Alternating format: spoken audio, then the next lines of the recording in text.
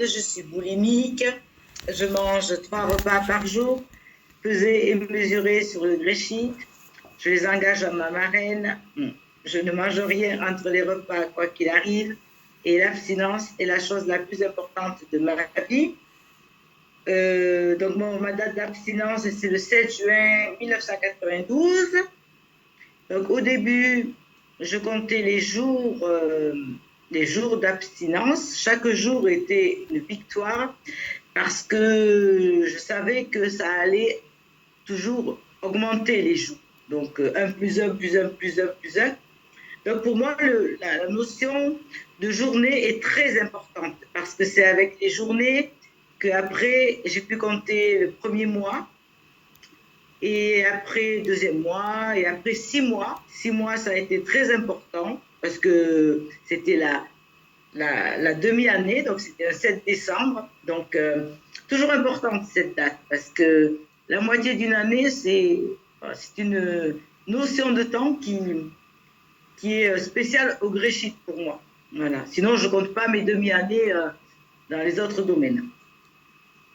Après l'année, ça a été la première année, ça a été aussi très important parce que, c'est ce qu'on dit, j'avais fait le tour de l'année et j'avais survécu à tout ce qui peut un peu se passer au niveau des fêtes. Voilà. Et je pense qu'après, la deuxième, elle a été, je ne me souviens pas de la deuxième. Voilà. Chaque année qui passait, je me disais, mais ça passe super vite. Voilà, donc moi, depuis mes 31 ans, là, je garde le même poids. Alors ça, c'est très important pour moi, parce que le Gréchit, il m'a fait réaliser ce rêve. Ça, c'est un rêve de petite fille, où je voulais être mince et belle. Bon, alors, mince, ça, je sais que j'ai pu l'avoir avec le Gréchit. Et tous les jours, mais c'est un peu un style de vie. Je suis reconnaissante du Gréchit pour ça. Et maintenant que j'ai plus que 60 ans, je suis reconnaissante que je peux marcher assez vite, je peux bouger, parce que j'ai pas trop de poids. Parce que la ménopause n'a pas dit que je devais prendre 10 kilos dans le Gréchit. Donc, je n'ai pas pris ces 10 kilos.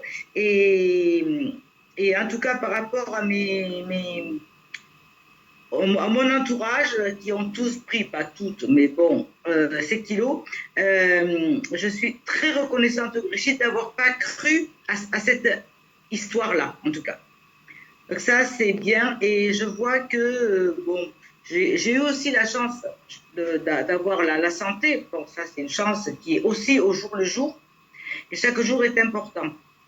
Ce que je veux dire aujourd'hui, ce que j'ai envie de partager, c'est au niveau des fêtes.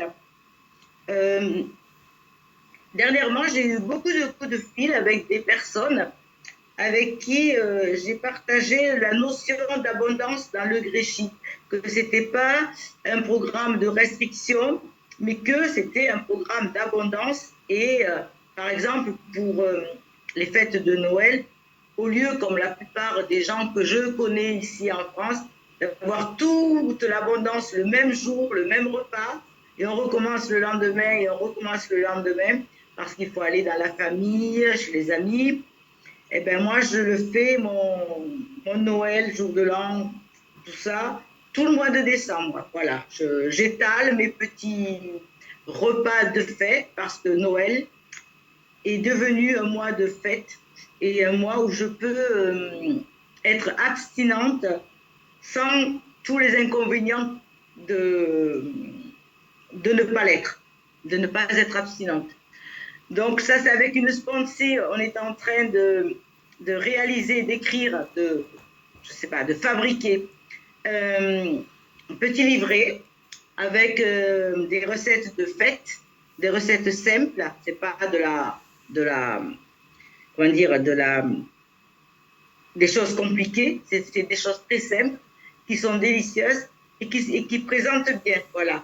Parce que moi, je suis pas très douée dans la présentation de mes repas et je sais que beaucoup de personnes dans le Gréchic savent présenter un plat et le même plat présenté différemment, eh ben, ça donne notre goût à mon abstinence. Donc, à ce moment, j'apprends à bien présenter ce que je mange et beaucoup de personnes m'inspirent beaucoup. Alors, je recommence, j'essaye, je recommence et, et j'essaie aussi de changer mes menus pas changer pour changer, mais parce que ces personnes-là, elles m'ont donné l'envie d'essayer autre chose, de risquer autre chose, de m'aventurer dans des repas ou des combinaisons que j'aurais jamais osé faire. Donc ça, voilà, tout ça lié avec les principes spirituels du Gréchit, bien sûr, puisque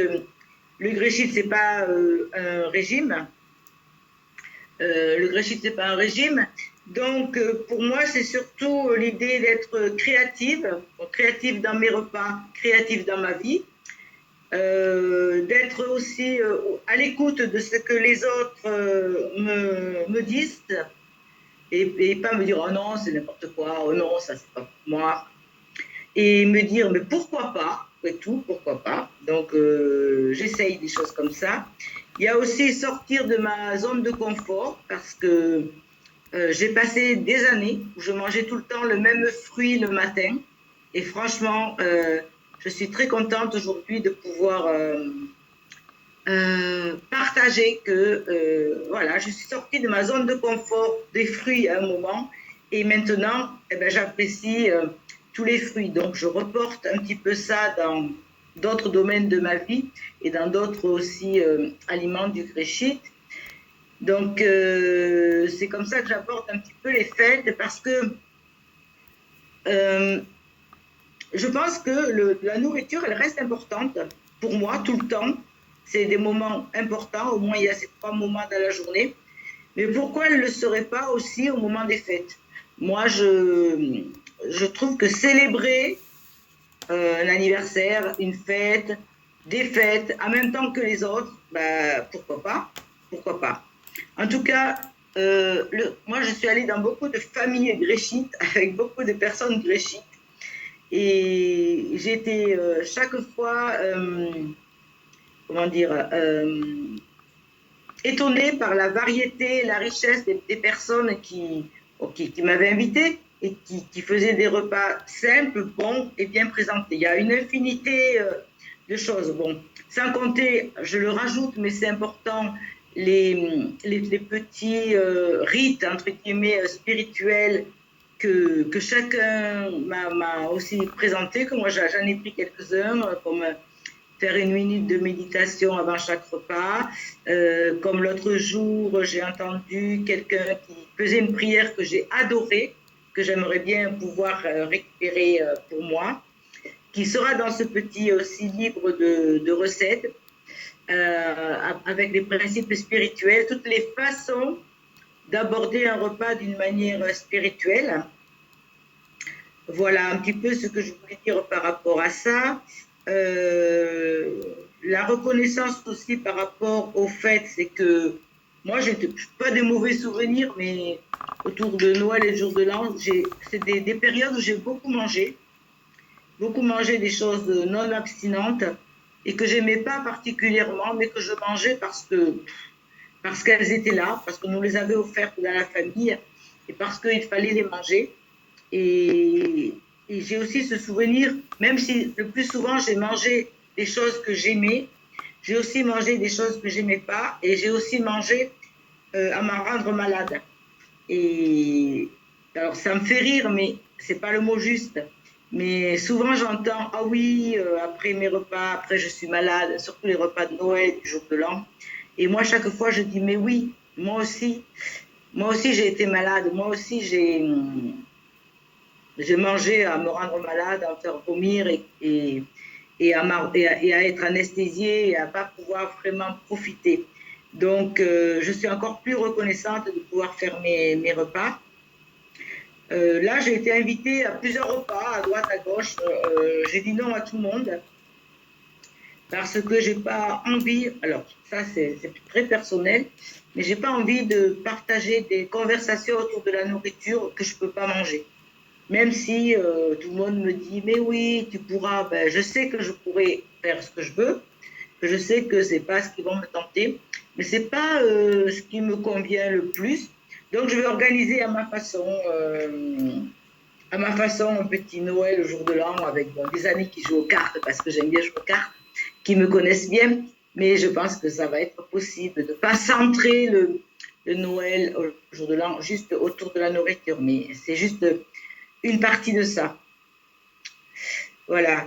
Voilà, je ne sais pas combien de temps il me reste là. J'ai l'impression d'avoir parlé longtemps. 4 minutes.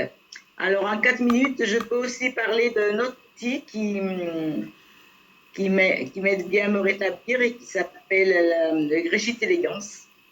Avec 2 sponsors maintenant, on s'envoie tous les jours une photo de quelque chose qu'on a fait pour se sentir bien dans le corps, parce que le corps, j'ai aussi, je dois continuer comment dire, à me réconcilier avec le corps, mais à aimer le corps et à m'en occuper. Voilà, ça passe par plein de choses, entre la façon de s'habiller, les accessoires, sentir bon, se sentir bien dans ses baskets. Voilà, donc ça c'est une partie importante de mon rétablissement qui est très spécifique quand j'étais dans la nourriture où je voulais en fait ne pas exister, donc ne pas être vue. Et j'ai développé beaucoup de, d'habitudes pour devenir invisible. Et d'ailleurs, des fois, les gens, ils ne me voyaient pas et j'étais contente. Et des fois, tout le monde devait donner son avis et moi, ils m'oubliaient. Et j'étais contente parce que j'avais bien mis en place ça. Donc, tout ça, c'était à déprogrammer. Donc, ça, c'est important maintenant. J'essaie de me montrer, d'être là, de faire ma part. Et voilà, voilà, je le fais pas seul, je fais rien seul dans ce programme. Donc, c'est assez rigolo, c'est assez marrant. Et ces 2 personnes, en plus, elles me donnent beaucoup d'inspiration. Voilà, cet outil-là. Et puis un autre outil que je fais avec mes sponsors, c'est de travailler les étapes. Donc l'idée, c'est de les travailler de 1 à 12 d'une façon écrite, formelle, structurée. Et l'idée à la fin, c'est de savoir dans quelle étape je suis. Tout se regroupe mais que quand même, ce soit clair pour savoir dans quelle étape je suis ou je ne suis pas. Pour continuer de progresser. Bien entendu, moi, je souhaite que cette réunion, elle continue de progresser. Ça, c'est ma grande vision. Et je suis contente que vous soyez là ce soir. Et pour moi, c'est une grande réunion. Voilà. Qu'on soit 2, 3 ou 4 ou plus, bon là, on est plus et c'est encore mieux. Mais de toute façon, c'est une grande réunion. Et puis, je vous remercie de m'avoir écouté. C'est tout, Olivier. Merci.